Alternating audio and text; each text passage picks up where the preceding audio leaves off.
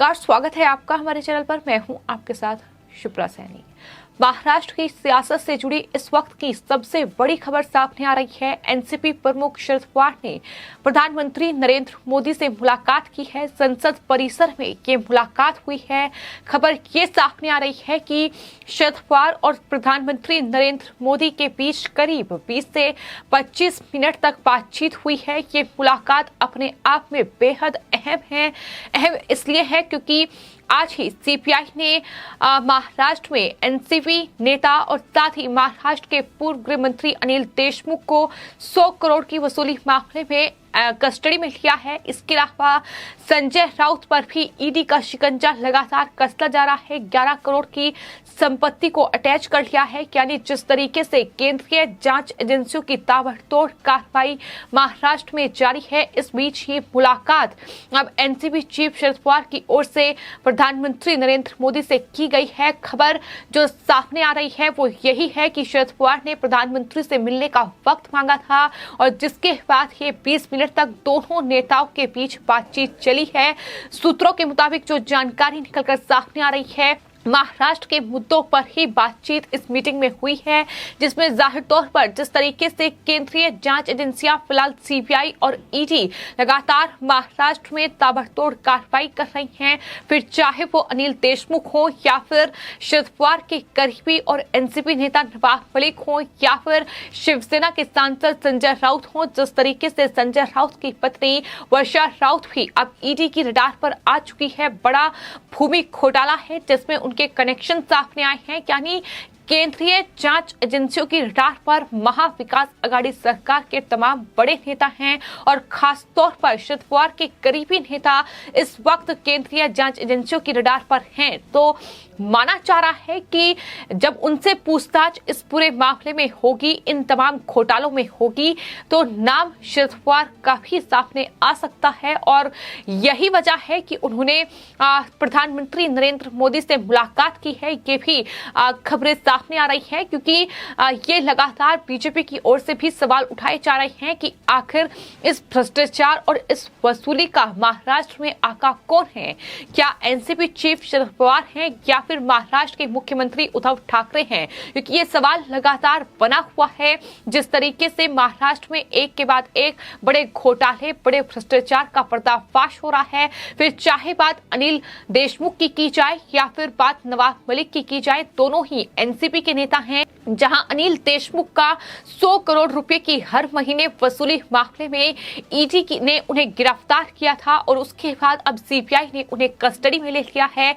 तो वहीं अगर बात नवाब मलिक की जाए तो अंडरवर्ल्ड डॉन दाऊद इब्राहिम से कनेक्शन उनका सामने आया है। मनी लॉन्ड्रिंग का पूरा मामला है जो कि डी कंपनी से जुड़ा हुआ है और उनके साथ जमीन का सौदा नवाब मलिक की ओर से क्या है। दोनों ही एनसीपी के नेता हैं, दोनों ही एनसीपी चीफ शरद पवार के ये करीबी नेता हैं। तो ऐसे में माना जा रहा है कि जब इन दोनों ही नेताओं से पूछताछ होगी तो शिकंजा एनसीपी प्रमुख शरद पवार पर भी कसा जा सकता है। और क्या इसी सिलसिले में ये मुलाकात की गई है, ये सबसे बड़ा सवाल इस वक्त बना हुआ है। हालांकि खबर ये भी सामने आ रही है कि इस पूरे सिलसिले में एनसीपी चीफ शरद पवार इस मुलाकात को लेकर कोई बयान जारी कर सकते हैं, कोई ऑफिशियल स्टेटमेंट उनका सामने आ सकता है। लेकिन फिलहाल महाराष्ट्र की सियासत से जुड़ी बड़ी खबर यही है क्योंकि महाराष्ट्र में हम लगातार देख रहे हैं कि किस तरीके से एक तरफ महाविकास अघाड़ी सरकार है जिसका हिस्सा एनसीपी है,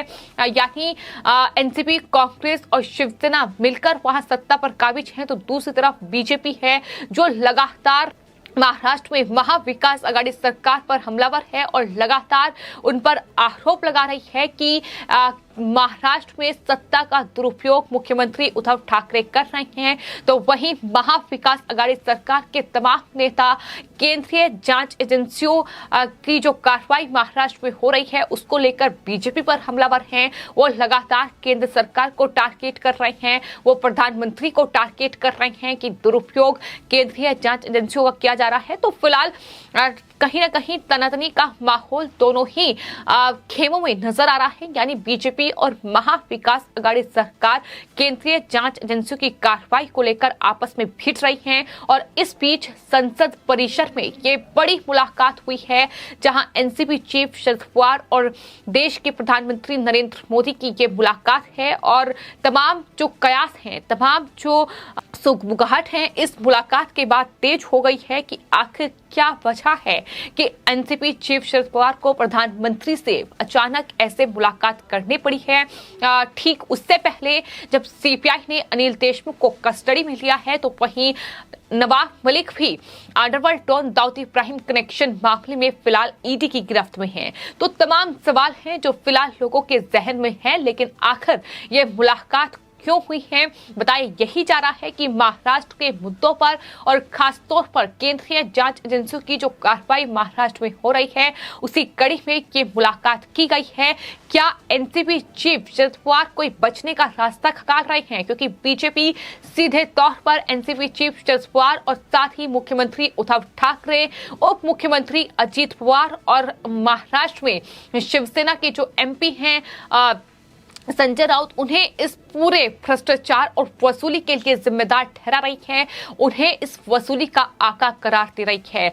तो संजय राउत के बाद अब एनसीबी चीफ शरद पवार भी अब केंद्रीय जांच एजेंसियों की रडार पर आ सकते हैं और उससे पहले बचने का क्या रास्ता इस तरीके से प्रधानमंत्री से मुलाकात के जरिए निकाला जा रहा है, ये सवाल है जो फिलहाल बना हुआ है। लेकिन वहीं आपको ये भी बताते हैं कि एनसीबी चीफ शरद पवार ने जो रात्रि में डिनर आयोजित किया था और उसमें तमाम बीजेपी नेताओं को महाराष्ट्र के इनवाइट किया गया था, जिसमें केंद्रीय मंत्री नितिन गडकरी भी पहुंचे थे। इसके अलावा शिवसेना के सांसद संजय राउत भी उस डिनर का हिस्सा थे। उसको लेकर भी लगातार राजनीति महाराष्ट्र में तेज हुई। सवाल कई उठे कि आखिर कौन सी सियासी खिचड़ी जो है वो एनसीपी चीफ शरद पवार पका रहे हैं, लेकिन ये सियासी खिचड़ी नहीं बल्कि कहीं ना कहीं बचने का रास्ता खंगालने की तैयारी तो नहीं है, ये सवाल बना हुआ है। क्योंकि महाराष्ट्र कॉर्पोरेटिव बैंक घोटाला जो कि 25,000 करोड़ रुपए का घोटाला है, इसमें महाराष्ट्र में एनसीपी चीफ शरद पवार के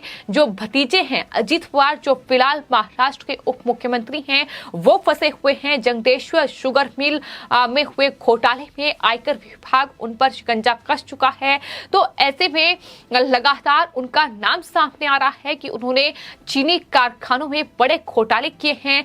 और ये जो खबर सामने आई है कि किसानों के मुद्दे पर प्रधानमंत्री के साथ बातचीत हुई है, लेकिन आपको ये बता दें कि एनसीपी चीफ शरद पवार ने जब कांग्रेस के साथ वहां गठबंधन की सरकार थी, उस वक्त किस तरीके से महाराष्ट्र के किसानों को ठगा है, किस तरीके से चीनी कारखानों में बड़े घोटाले हुए हैं। और ये रिपोर्ट साफ तौर पर दावा कर चुकी है कि 8,000 महाराष्ट्र के किसान ऐसे हैं जो कहीं ना कहीं जिन्होंने कर्जा लेकर अपनी जमीनों को बेचकर इन चीनी कारखानों में पैसे लगाए थे, लेकिन किस तरीके से उन्हें लूट लिया गया और किस तरीके से एनसीपी ने कॉर्पोरेटिव जो तमाम जगह हैं उनमें घोटाले किए हैं। फिर चाहे कॉर्पोरेटिव बैंक हो, चाहे शुगर मिल हो, यानी कॉर्पोरेटिव वर्ल्ड में घोटाले हुए हैं महाराष्ट्र में, इसमें कोई संदेह नहीं है। और शुगर मिल में हुए घोटाले इस बात की साफ तौर पर गवाही देते हैं कि किस तरीके से महाराष्ट्र में महाविकास अघाड़ी और खासतौर पर एनसीपी ने